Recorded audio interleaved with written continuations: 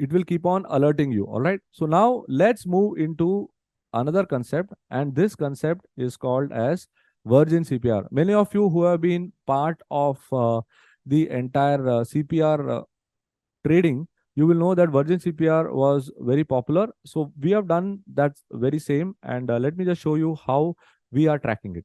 So Virgin CPR is a situation on the price action where this is the only portion on the entire CPR page which is calculated at the end of the day.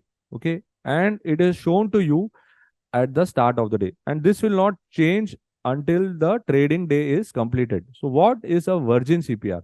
Virgin CPR is a situation on the price action where the price is opened above the CPR, and till the end of the day it has continued to stay above the CPR.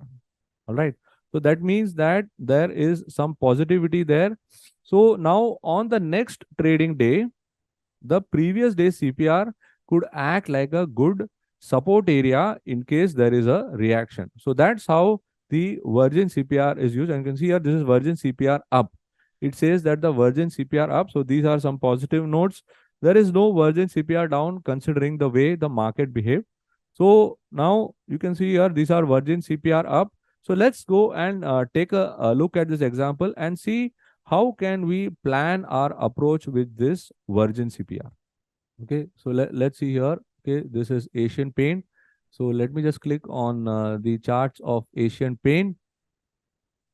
Okay, and you can see here, this is Asian Paint chart, right? So now you can see here that this entire move, it finished well above the CPR, right? You can see here that there is a steady uptrend in the CPR. There is a CPR count is increasing, which is showing a positivity. Prices are staying above the CPR at the end of the day. So now if there is a reaction into this zone, it would still act as a good buying area. So yes, you can see here prices have come almost near the CPR after a strong gap up opening. So that's how a Virgin CPR has to be read. And whenever you get a Virgin CPR, you have some levels to look out for.